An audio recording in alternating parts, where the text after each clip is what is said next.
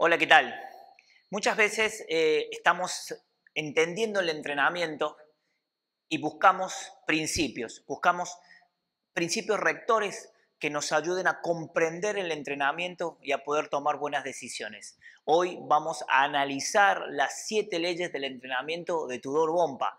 Mi nombre es Cristian Huema, profesor de Educación Física, docente de FHI, y hoy vamos a analizar estas leyes. ¿Qué son leyes para empezar? Las leyes van a ser como principios, esa guía, esos principios rectores que te ayudan a conducir un camino. Recuerda que el objetivo de todo entrenamiento, en definitiva, es llegar hacia una meta. En definitiva, es mejorar el rendimiento de tu cliente, de tu deportista. Y a veces, sobre todo las personas principiantes, no sabemos qué es lo que tenemos que tener en cuenta, qué es lo prioritario de lo secundario, o cómo poder articular un programa, ¿sí?, a través de un camino. Entonces las leyes nos van a ir diciendo, o por lo menos nos van a dar una pauta general de qué es lo que podemos hacer para poder armar nuestro programa y poder crear nuestros programas de entrenamiento. Para eso vamos a ver al gran Tudor Bompa, el doctor Tudor Bompa, que ustedes lo conocerán por toda esta bibliografía que él tiene. Vamos a analizar su biografía, pero presten atención, la periodización del entrenamiento. Se lo conoce mucho en el mundo del entrenamiento a Bompa por la periodización del entrenamiento característica de Tudor Bompa en sus grandes libros, Teoría y Metodología del Entrenamiento, la periodización del entrenamiento deportivo y su última actualización, periodización del entrenamiento deportivo también. Entre ellos ha ido evolucionando, ha ido incrementando nuevos conceptos y de hecho ha ido incrementando nuevas leyes, porque hasta el libro de intermedio de la periodización de entrenamiento estaban sus 5 leyes clásicas y hoy en su última publicación le ha agregado, luego del 2004, 2 leyes nuevas del entrenamiento para que la podamos analizar. Un poquito de la biografía de nuestro autor que vamos a analizar, a Tudor Bompa. Tudor Olympus Bompa tiene unos 88 años, ha nacido en 1932 en Rumanía, luego ha emigrado hacia Canadá y él ha ganado campeonatos nacionales en Rumanía sobre lanzamiento de jabalina, de disco. En el 56 se gradúa en el Instituto de Cultura Física y Deporte en la Academia de Bucarest. Recuerden que en el bloque soviético, Rumania era un centro deportivo importante y de hecho, por lo menos todos recordaremos en la gimnasia artística con Nadia Comaneci y su entrenador, que generaron las grandes medallas en el 76, hacían una puja muy importante y ojo, que hasta le hacían sombra a las gimnastas soviéticas, a las gimnastas rusas sobre todo, ¿no? Entonces, en Rumania ha tenido una muy buena cuna del deporte. De ahí surge básicamente Tudor Bompa. En el 70 luego emigra hacia Canadá. Recuerden que no es que era muy común por parte, no era extraño, era muy común por parte de entrenadores, deportistas de la Unión Soviética que ya se iban desencantando con el régimen del bloque de acero e iban emigrando hacia los países occidentales, Estados Unidos como el principal y Canadá también. Entre ellos, Bompa no fue la excepción, ¿no? Luego Bompa en el 70 emigra y trabaja, hace másters el 72, el 75 en la Universidad de York en Toronto. Luego ha entrenado a varios medallistas olímpicos y otros deportistas que han conseguido títulos canadienses. También ha entrenado al velocista Ben Johnson, que creo que tuvo su marca al 9.79. Por supuesto, luego Usain Bolt va a romper esas marcas, ¿no? Pero Bompa tiene una biografía no solo como deportista, sino también luego como entrenador y luego como investigador y docente. ¿Y qué dice estas leyes, no? Bela Caroli, me acordé del entrenador de Nadia Comaneci, uno dice, ¿cómo uno se puede olvidar del gran Bela Caroli? Que también él emigra en la década del 80 y también emigra Nadia Comaneci a posterior a Estados Unidos, ¿no? Y también a partir de ahí, por supuesto, la gimnasia de Estados Unidos ha tenido un crecimiento grande, porque antes siempre era entre Rumanía y la Unión Soviética y China. hoy Estados Unidos tiene una muy buena escuela de gimnasia artística y también, entre otras cosas, se lo deben a estos grandes entrenadores que ganaron cosas muy importantes en la Unión Soviética, en los países del bloque soviético, y luego aportaron para que Estados Unidos también hoy pueda ser uno de los países que está en el top de los medallistas mundiales, ¿no? En cuanto a la periodización de Bompa, tradicionalmente ustedes se recordarán que Bompa nos proponía en su desarrollo una adaptación anatómica, de ahí el famoso periodo de adaptación anatómica que todos hemos aprendido y es parte del lenguaje común de los gimnasios y de los centros de condicionamiento. Luego venía un periodo de hipertrofia muscular, luego venía un periodo de incremento de la masa de la fuerza máxima. Luego venía una conversión de esa fuerza máxima a la potencia y luego la resistencia a la potencia como último eslabón. Básicamente así se ha estructurado la periodización del entrenamiento en los deportes en Estados Unidos, tomando este concepto de Bompa. También en Sudamérica ha llegado muy fuerte, pero para los deportes colectivos, este tipo de planificación de Bompa tiene un pequeño y gran problema. Primero y principal, que la adaptación anatómica empieza con muchas repeticiones y muy poquita carga.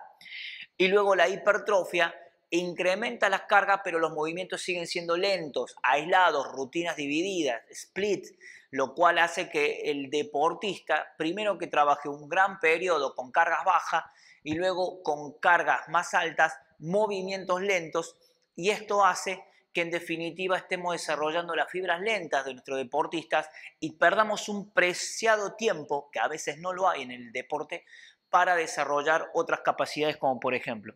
Por eso estas últimas tres es lo que hoy se desarrolla paralelamente, las expresiones de la fuerza y los niveles de estabilidad del deportista. ¿A cuántas repeticiones? De 6, 5 y 4 se busca la repetición, la carga que se puede movilizar y se van desarrollando sobre todo en las etapas formativas. Entonces este tipo de planificación es ideal para el gimnasio y de hecho al final vamos a mostrar nuestro modelo, el Progressive Intelligent Training, el PIT de FHI que hemos diseñado y tiene esta lógica bompiana, por decirlo de alguna manera, que sí se adapta a los trabajos o puede ser deportes de tiempo y marca, que podría existir un periodo de hipertrofia, con poco calendario competitivo, o al mundo del fitness se adapta más que bien. Las leyes que él propone Bompa de entrenamiento van a ser 7 básicamente. La primera, desarrollar la movilidad articular. Vamos a ir desarrollando cada una de ellas para ver la importancia que tiene. Fortalecer ligamentos y tendones, segunda ley. Esto se logra enfatizando el trabajo excéntrico, entre otras cosas. Desarrollar la fuerza del núcleo corporal, es decir, del core, del centro. Nosotros le llamamos eje lumbopélvico, pero el core es básicamente lo que hoy es la palabra, el término que se utiliza para hablar de la zona media del entrenamiento. Desarrollar los músculos estabilizadores periféricos, olvidados totalmente en el entrenamiento tradicional. Manguito de rotador, trapecio romboide para la estabilidad escapulohumeral y los pélvico-canterios, fundamentalmente el piramidal, obturadores, los géminos, el cuadrado, todos rotadores y estabilizadores de la cadera conjuntamente con el glúteo medio, que es muy importante. Entrenar los movimientos, la siguiente ley, no solo músculos aislados, y ya empezaba a sumarse Bompa a esta era o a este nuevo paradigma del entrenamiento funcional, que una de sus reglas o leyes del entrenamiento funcional que entrena movimiento no músculo aislado. Bueno, una de las leyes de Bompa era exactamente esa, entrenar movimientos y no músculo aislado, entendiendo que el organismo, el cuerpo, se mueve a través de cadenas cinemáticas de movimiento y no de músculos aislados. Que los músculos aislados son importantes trabajarlo, hay que tenerlo en cuenta, no descuidarlo, pero básicamente está más asociado a la cuestión de rehabilitación que del entrenamiento mismo de las capacidades en los clientes y en el deportista. Y las dos leyes, las últimas dos que agrega Bompa, una es no centrarse, es decir, centrarse no en lo que es nuevo, sino en lo que sirve. ¿Y con esto qué quiere decir? Que muchas veces nos llevamos o los entrenadores, y también me incluyo, nos dejamos llevar por la novedad. Muchas veces viene la novedad, un ejercicio nuevo. Por ejemplo, cuando uno empezó siendo preparador físico hace unos 15 años atrás, si uno no hablaba algo de lactato, o no tomabas el test de Cooper o el test de 1000 metros y hacías pasadas, estabas como fuera de foco. Era un entrenador raro, que no estabas ayornado, porque el paradigma de la década del 90, según 15, 20 años atrás, era exclusivamente la cuestión del lactato, lo bioenergético y fundamentalmente el metabolismo del lactato. Por eso las áreas funcionales te decían, si usted está en un área regenerativa, usted tiene 1 o 2 milimoles, si tiene 4 milimoles, usted está entrando en una nueva área. Si esto está en un trabajo súper aeróbico, va a tener entre 7 y 8 milimoles, y si usted está en un consumo de oxígeno, usted va a tener entre 8, 10 y 12 como mucho. Entonces se basaba todo en el lactato, en las cuestiones bioquímicas.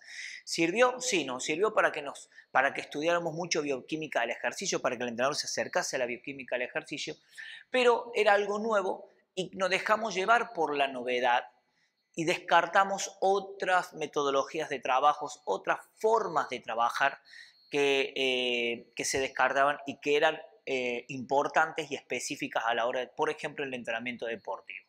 También nos pasó con el entrenamiento de la fuerza, boom de los grandes actores de Hollywood y las grandes producciones con Arnold Schwarzenegger, con Stallone, y no eran actores flaquitos, eran realmente físico-constructivistas, básicamente, que tenían un desarrollo muscular muy grande, y el boom del entrenamiento de la fuerza estaba orientado casi exclusivamente a ejercicios aislados, a rutinas divididas tipo Wader, y en eso se basaba el ser más fuerte o el entrenamiento de la fuerza.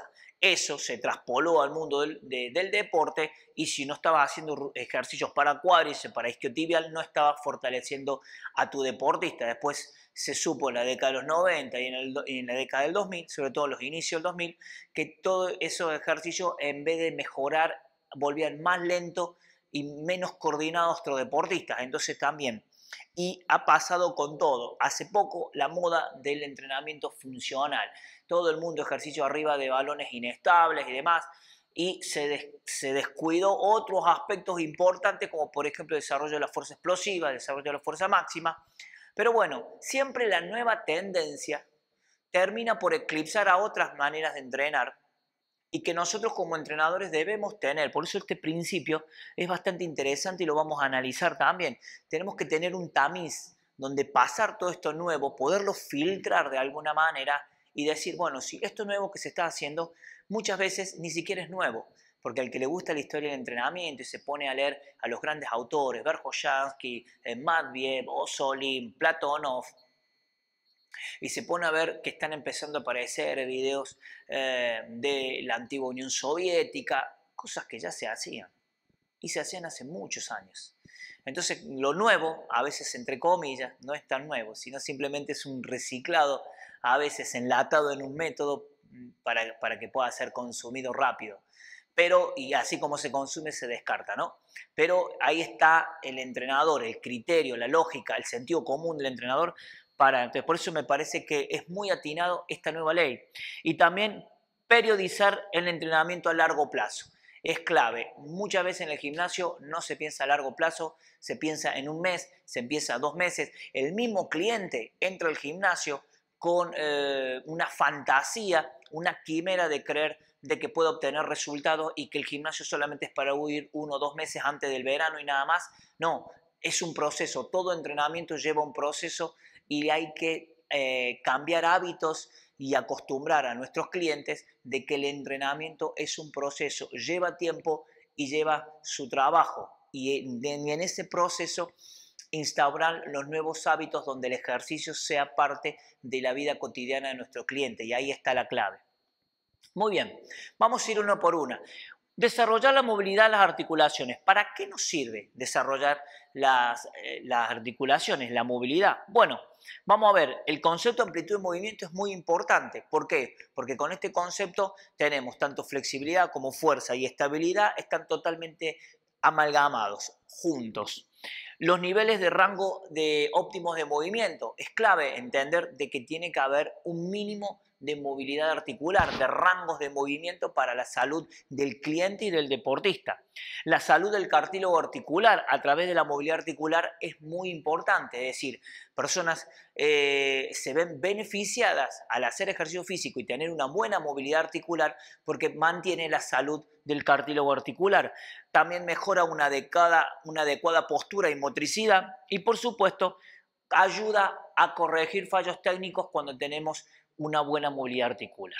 El concepto de amplitud de movimiento, recuerden, lo ha analizado y por supuesto lo recomendamos al licenciado Mario Di Santo, que de hecho publicó un libro que lleva el título de Amplitud de Movimiento. Mario en FHI tiene su curso, es un docente de FHI donde desarrolla y más que bien el concepto de amplitud de movimiento y sobre todo tiene un libro muy recomendable que explica no solo la metodología, sino fundamentalmente la neurofisiología que tiene que ver con reducir restricciones neuromusculares y por supuesto todas las adaptaciones plástico-elásticas que sufre el músculo cuando incrementa los rangos de movimiento.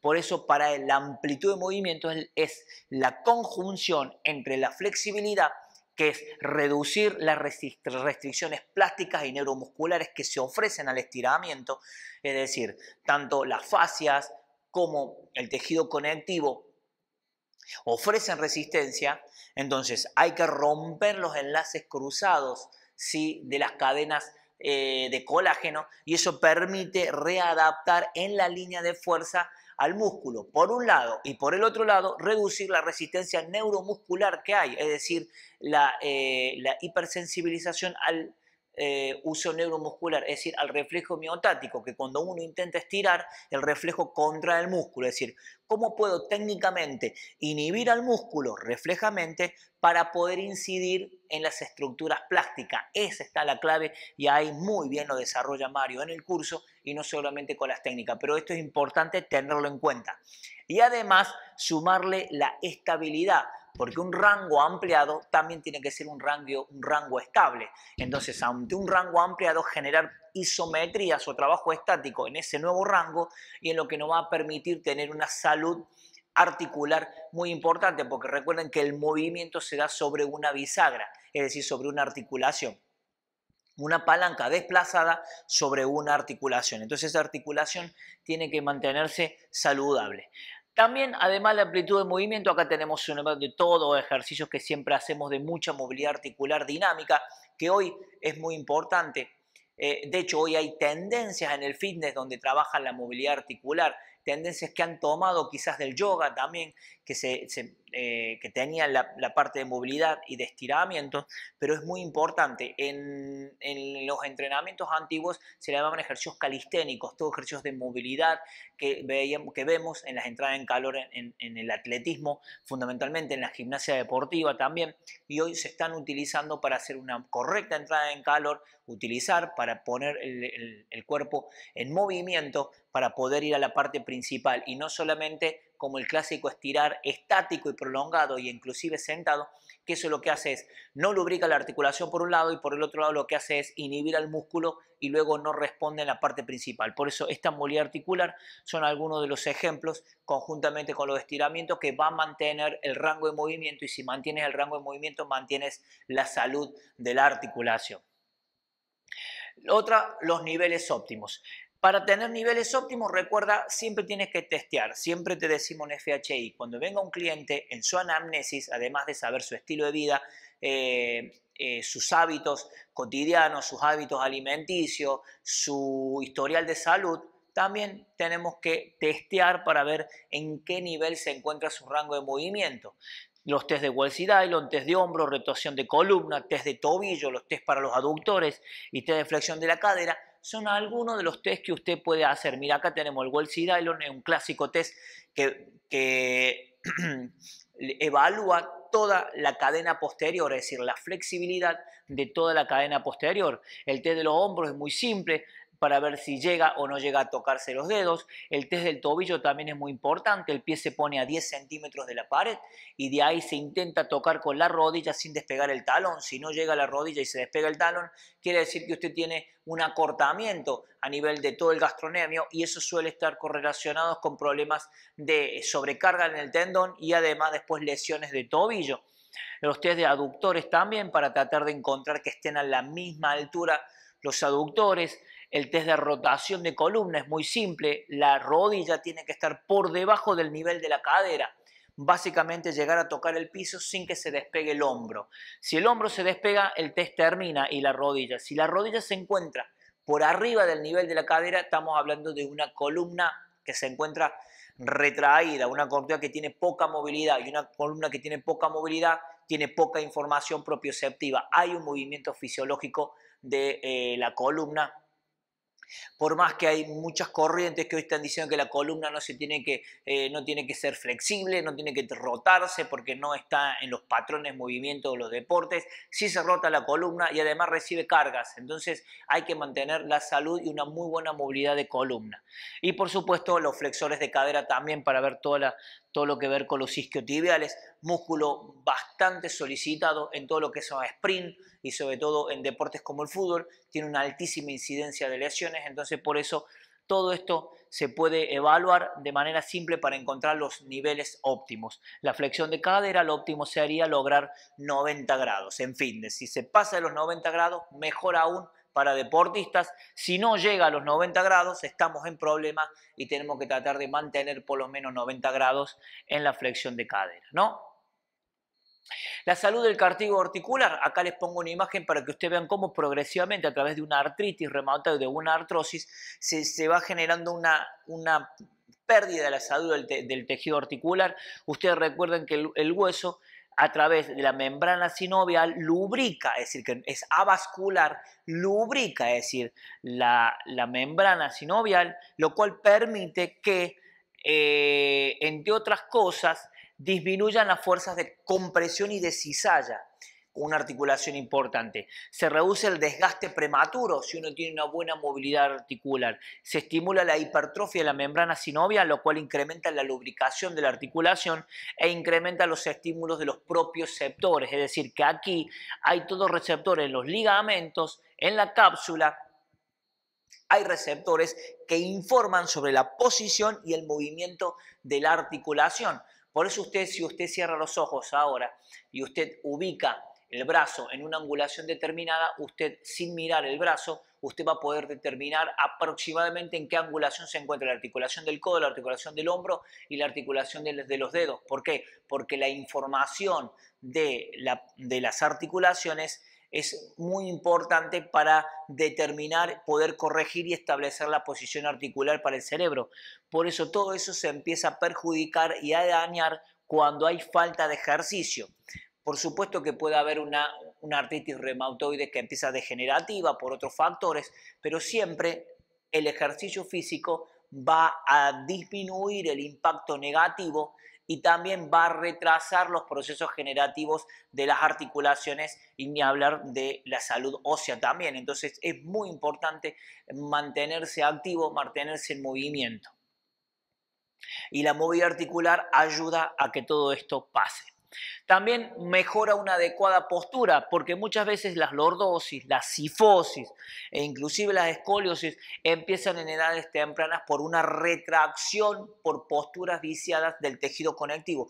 Recuerden que el tejido conectivo se adapta a la longitud del músculo y si yo estoy en una mala postura mucho tiempo, el pectoral o los músculos de la parte anterior del torso van a tomar una posición acortada. Y esa posición acortada se va a sostener y el tejido conectivo se va a adaptar. Y eso va a generar que progresivamente vayamos pronunciando las curvaturas de la columna, generando fundamentalmente cifosis y lordosis. Y las escoliosis, que no son congénitas, es decir, empiezan a nivel de los 12, 13 años cuando empiezan los grandes crecimientos y las grandes posturas en los colegios. Por eso la educación física escolar debería ser el primer filtro para ver todas estas alteraciones y vicios posturales que empiezan hacerse notar en nuestros preadolescentes. Entonces es muy importante la movilidad articular, es decir, la flexibilidad y la movilidad de las articulaciones nos ayudan a poder desbloquear la caja torácica, desbloquear la cintura pélvica y así tener una muy buena salud y poder contrarrestar este tipo de alteraciones posturales, ¿no? Alteraciones del equilibrio tónico-postural que tiene su nombre correcto. Además, nos ayuda a corregir fallos. ¿Cuántas veces creemos que la persona no puede hacer una sentadilla porque no la sabe o porque no la ha aprendido correctamente? E insistimos con técnica, y no lo puede hacer. La pregunta es, ¿no será que realmente estructuralmente no está preparado? ¿No será que tiene un gran acortamiento de los flexores? ¿No será que tiene una cintura retraída a nivel lumbar? ¿No será que las articulaciones de la cadera no tienen la flexibilidad necesaria de los músculos pervitrocanterios para permitir el movimiento de la cadera? ¿No será que se va hacia adelante porque los gastronemios están retraídos, por consiguiente a la hora de generar la flexión se levanta el talón? Es decir, que muchas veces la técnica depende del soporte estructural del cuerpo y la flexibilidad, la movilidad articular es una de ellas. Por eso es tan importante mantener los ROM óptimos para poder aprender y corregir los fallos técnicos, entre otras cosas. Muy bien, nuestra segunda ley, ¿qué nos dice Bompa? Fortalecer ligamentos y tendones. Es importante. Ya vimos que tener buena movilidad y buena flexibilidad es clave. Bueno, fortalecer los tendones y los ligamentos que está estrechamente relacionado con la primera ley es clave. Y el trabajo excéntrico es muy importante. Y el trabajo propioceptivo, el entrenamiento propioceptivo también. Es decir, que cuando un músculo se lesiona, un músculo se va a desgarrar o una tendinopatía que ocurre generalmente, ¿cómo se previene esto o cómo se trabaja el entrenamiento protector? A través de los trabajos excéntricos con dispositivos como por ejemplo los cinturones rusos y los trabajos propioceptivos que ayudan a incrementar la información que de músculos, tendones y articulaciones van junto con el sistema vestibular, ¿no? para el equilibrio, ayudan a crear los programas que permiten generar un programa estabilizador para proteger las articulaciones y proteger los tendones. Entonces es muy importante la propioceptividad, sobre todo por el órgano de Golgi, que está en la transición diente-tendón, y por supuesto el trabajo excéntrico que modela y refuerza la atadura miotendinosa, reduciendo la susceptibilidad a lesionarse por parte de los tendones, es decir, las tendinopatías en todas sus expresiones. Y también ayuda al ligamento a poder preservarse. Recuerden que cuando hay un problema ligamentario, tanto sea un ligamento interno, como pueden ser los cruzados anterior, o externo, como los colaterales de rodilla, que suelen ser muy lesionables, es porque todo el sistema propioceptivo y estabilizador de los músculos en el control excéntrico ante un estiramiento fallaron y por eso el ligamento se hace cargo de esa carga mecánica generando su ruptura o su distensión. Por eso cuando llega el ligamento es porque el sistema activo muscular falló. Por eso es importante tenerlo presente con trabajos excéntricos y trabajos propioceptivos. Desarrollar la fuerza del núcleo también es el otro eslabón extremadamente importante y que va de la mano con la ley anterior, es decir, como que se van encadenando y una no puede faltar sin la otra. Clave, estimular toda la musculatura estabilizadora antes que la propulsora. Esa es la clave del entrenamiento del core o del eje lumbopélvico, como nosotros le vamos a llamar. Del centro a la periferia, es decir, que primero se desarrolla el centro y luego la periferia. Esto es clave y muchas veces olvidado. A veces se dejaban unos abdominales finales.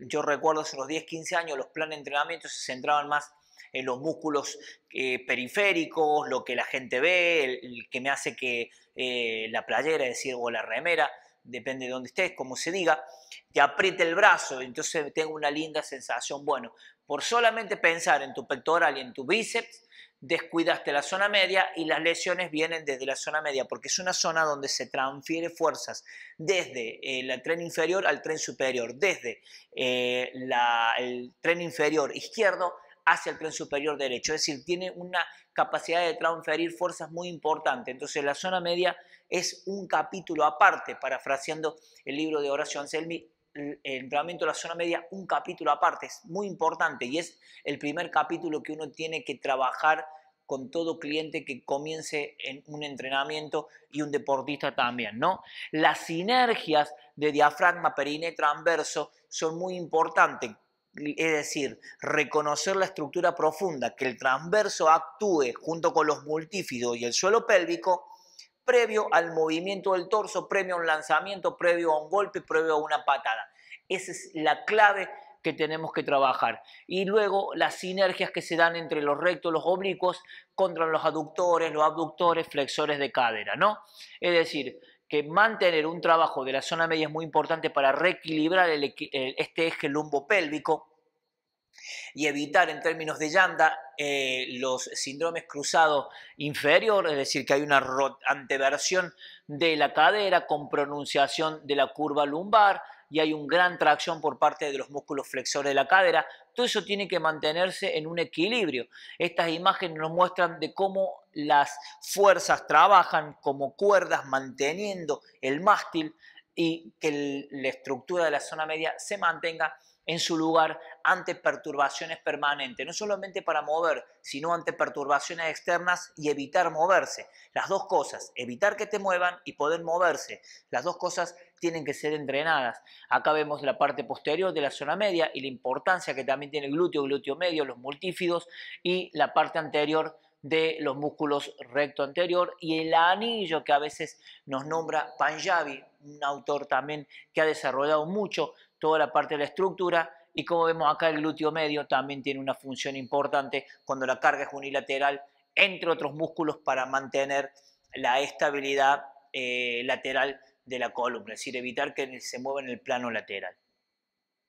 Los músculos estabilizadores periféricos es el siguiente eslabón y con eso nos seguimos la siguiente ley y el eslabón de estas leyes que están concatenadas es estimular los músculos estabilizadores tanto de la cadera, cintura coxofemoral como de la cintura escapulohumeral, es decir, tiene que ver todo con el manguito rotador, los trapecios, los romboides y los estabilizadores de la articulación coxofemoral, el glúteo medio, el tensión facialata, piramidal, glúteo mayor, glúteo menor, etcétera, etcétera, los géminis, los cuadrados, todos pequeños musculitos que obran en esa función, ¿no? La musculatura intrínseca y extrínseca del pie también, que le da una estabilidad a la articulación tibio-astragalina, también que se suele lesionar o suele estar inestable y sobre todo en personas con pie plano o que han sufrido ya esguinces reiterados.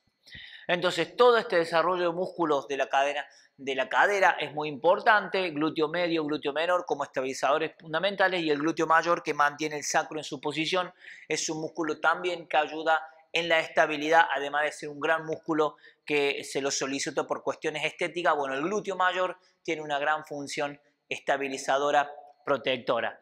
Los músculos del manguito rotador, supraespinoso, infraespinoso, redondo menor, el subescapular delante de la escápula, todos ellos conforman el manguito rotador y mantienen la estabilidad del hombro, que es una articulación que se mueve, tiene una muchísima movilidad, pero también es muy inestable, por eso esos músculos son claves.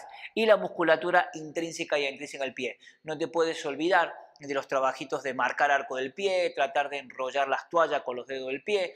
Eso es lo que ayuda a fortalecer la musculatura de la base del pie y todos los musculitos de inversión, eversión, flexión y flexión plantar con las ligas que ayudan a fortalecer la musculatura extrínseca del pie. Esos ejercicios no te pueden faltar, tienen que ser parte de un programa preventivo en el mismo programa de inicio de trabajo y sobre todo si la persona ya viene con historial de lesión en alguna de estas estructuras.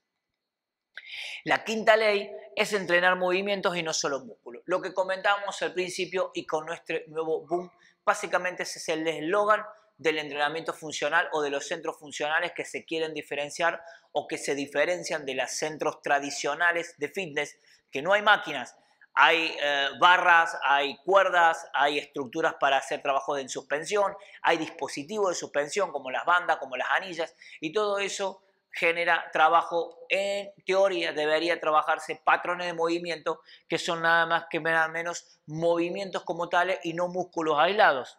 Entonces, el entrenamiento tradicional usaba muchas máquinas multifuerzas, pero el entrenamiento funcional, este nuevo concepto que no es un método, es un concepto. Esto es importante y lo repetimos reiteradamente.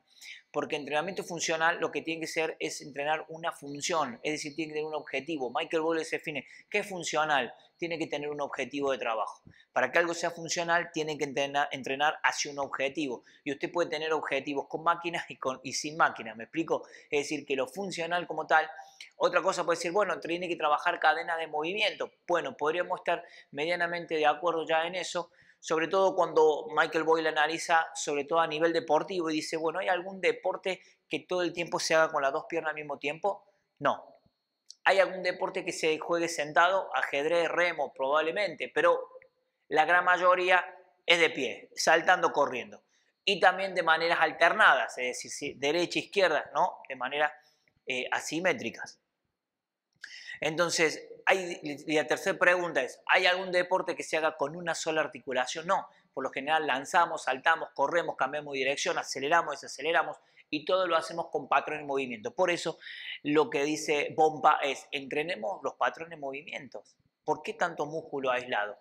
Por este boom que les comentaba al principio del entrenamiento típico físico-constructivista que lo que hace es aislar el músculo, pero ellos tienen su objetivo que es meramente estético, posar en una tarima de manera simétrica con proporciones y músculos, pero no para saltar más alto, correr más rápido o mejorar la agilidad y la coordinación del cuerpo. Entonces, lo que dice, bueno, trabajemos patrones de movimiento, porque también el organismo, cuando se lesiona, cuando no trabajas el patrón de movimiento como tal, así cuando el músculo aislado es débil, suele ser una razón de lesión, también no entrenar la cadena es una razón de lesión, porque después el músculo aislado no sabe cómo trabajar, cuándo ayudar a uno, cuándo ayudar al otro, sobre todo los músculos biarticulares.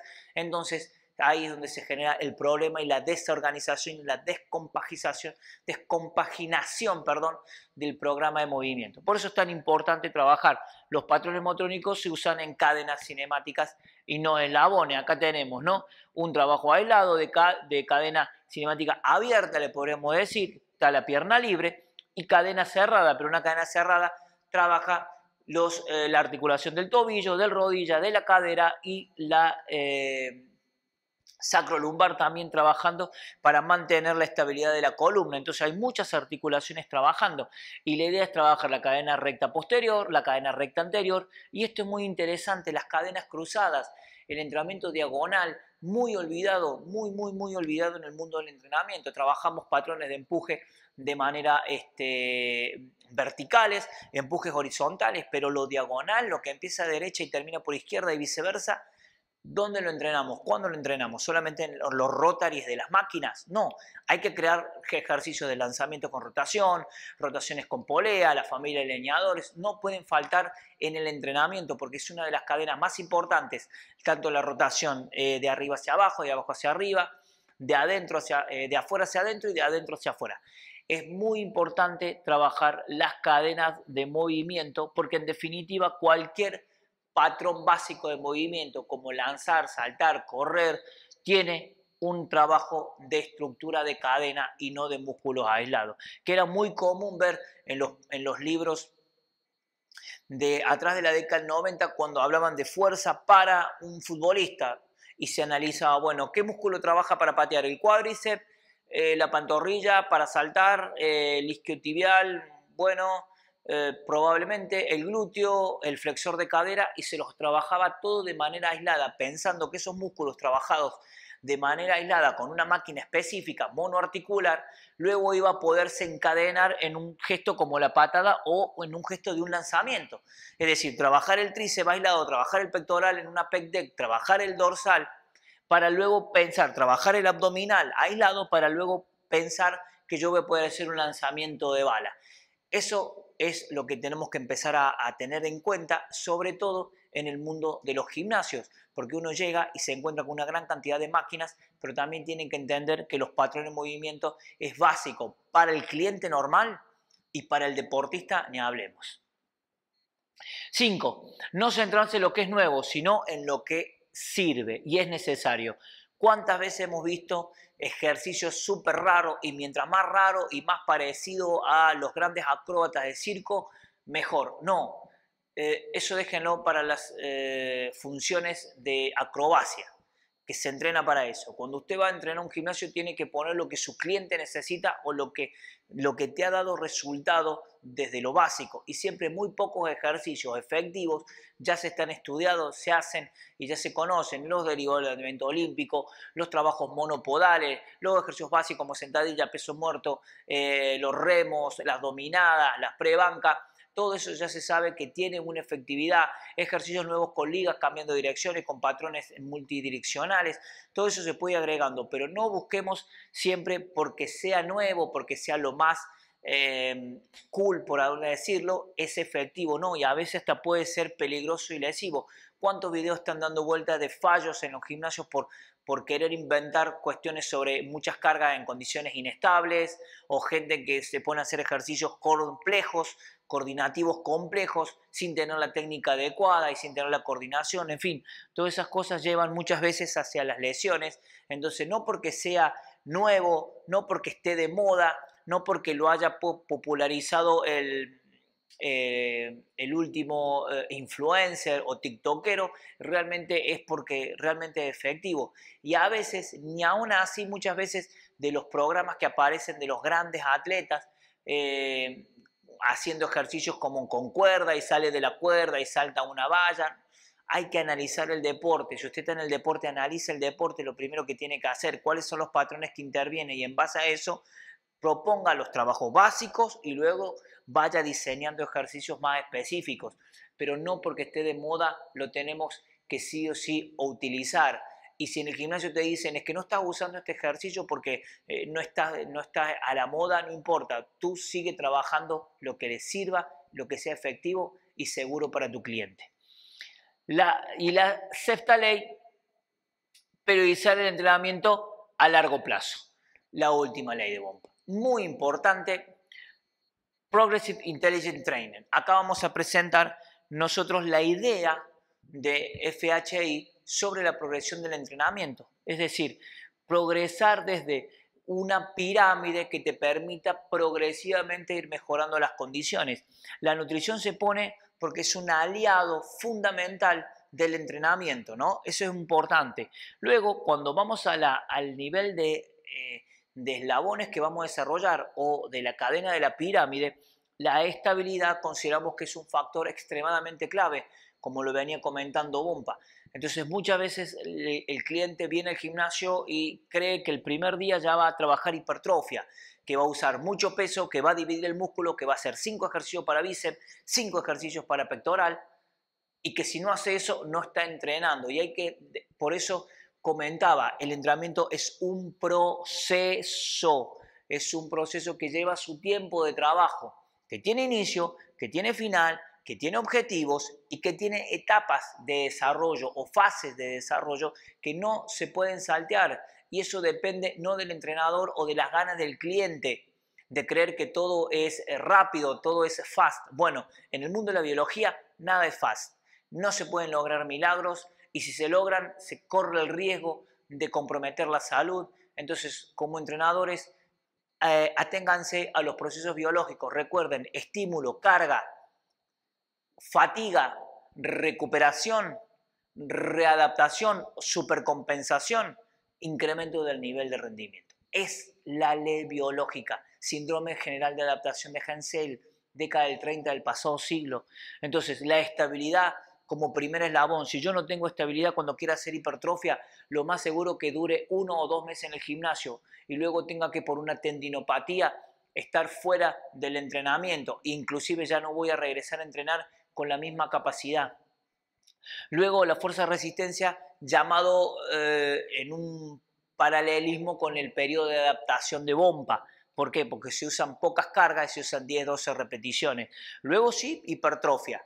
Ya desarrollamos la estructura, la estabilidad de la articulación del hombro, la estabilidad del core, la estabilidad de la cadera, la estabilidad del tobillo. Perfecto, nos vamos con cargas más elevadas, nos vamos con cargas de hipertrofia. ¿Para qué? Para que ahora sí los tendones puedan soportar la carga, para luego empezar de a poquito a ir incrementando las cargas, bajando repeticiones para ir creando ganancias neurales ya a través de cargas altas, porque todo esto es ganancia neural.